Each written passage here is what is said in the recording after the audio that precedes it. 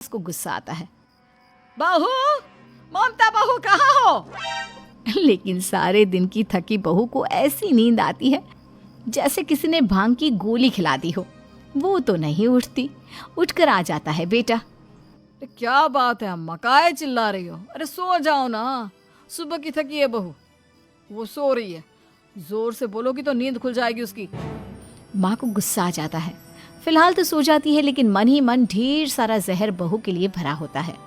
सुबह बहू चाय बना रही होती है कि सास धीरे से गैस तेज कर देती है, जिससे चाय का बर्तन जल जाता है। और जैसे ही बहू चाय का बर्तन उठाती है, उसका हाथ जल जाता है। मेरा हाथ जल गया। वो जोर जोर से चिल्लाकर इधर उधर भागती है कि सास थोड़ी देर में उसके हाथ में पानी डाल देती है। हाय रे बहू, क्या कर रही हो? पहली बार रसोई छुई हो क्या? सासू माँ, गलती से गैस तेज रह गई थी और बर्तन जल गया, जिससे मेरा हाथ जल गया। हाय रे, कितना गंदा दाग। छी छी छी छी, मुझे तो उल्टी आ रही है तेरा गला हुआ मांस देखकर। तू ना मुझे अभी साथ से खाना मत लगाना। बहू भी खुद का हाथ देखती है तो उसे भी रोना आ जाता है। कुछ दिनों के बाद सास की सहेली आती है, बहू चाय बनाकर लाती है। उसके जाने के बाद सहेली कहती है, बहू की सुंदरता ऐसी है कि कोई भी दीवाना हो जाए। वैसे तेरे बेटे का क्या हाल है? अरे वैसा ही है, बहू के पीछे लट्टू। क्या करूं, कुछ समझ में नहीं आ रहा। मैंने तो बहू के चेहरे पर दिवाली के पटाखे की चक्री फेंक दी, उसका पूरा चेहरा जल गया। अब देखो ना रही सुंदरता, और ना ही अब मेरा बेटा उसे पूछता है। अरे अब तो वो उसे छोड़कर दूसरी भी देखने को बोल गया है मुझे। बहू सारी बात सुन रही होती है। आंटी एक बात बताइए, क्या भरोसा है कि दूसरी सही आए और आपके अनुसार रहे? देखिए आंटी, मेरी सासू माँ को गलत बात सिखाने की जरूरत नहीं है। हमारा परिवार साथ में खुशी से रह रहा है। देख बहू, मेरी सहेली की बेइज्जती ना कर, वही अच्छा रहेगा तेरे लिए, समझी?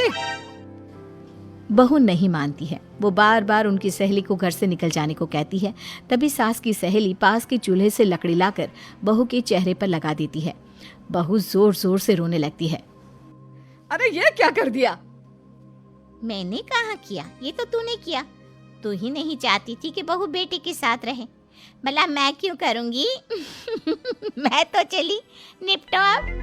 बहू रो रही होती है, दर्द से चिल्ला रही होती है, लेकिन सास उसे डॉक्टर के पास नहीं ले जाती।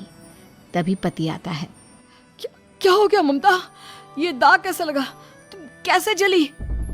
ममता कुछ नहीं कहती, बस दर्द से करा रही होती है। पति माँ की तरफ देखता है। हो ना हो माँ, ये पक्का आपका काम है। आप ही ममता से जला करती थी ना। देखना माँ, अब पुलिस आएगी, केस बनेगा, लेकिन पहले मैं ममता को अस्पताल लेकर जा रहा हूँ। सभी अस्पताल जाते हैं, जहाँ डॉक्टर ममता की सास से कहते हैं, आपने तो नहीं जलाया ना बहू को? अब ममता की सास के तो पसीने छूट रहे होते हैं। वो घबरा कर कहती है, ना ना डॉक्टर साहब, कैसी बात करते हैं? हम क्या जलाएंगे अपनी बहू को? डॉक्टर ममता के पति से पूछते हैं। देखिए, क्योंकि ये ससुराल में जली है तो मामला पुलिस का बनता है, तो आप पहले पुलिस को बुलाइए, तभी इलाज पूरा होगा। सास डर जाती है कि अब तो बच्ची जिंदगी जेल में ही रहना होगा। रहने दीजिए ना, पुलिस को क्यों बुलाना? सारी हंसी खत्म हो जाएगी जब पुलिस के डंडे पड़ेंगे। बहू को जलाना भले ही बहुत आसान हो, लेकिन उसके बाद सारी जिंदगी जेल की हवा खाना। सास डर जाती है। पुलिस आती है। पास लेटी दर्द से करा रही ममता स्टेटमेंट देती है। तो क्या हुआ था? कैसे जली आप? ममता पास खड़ी सास को देखती है।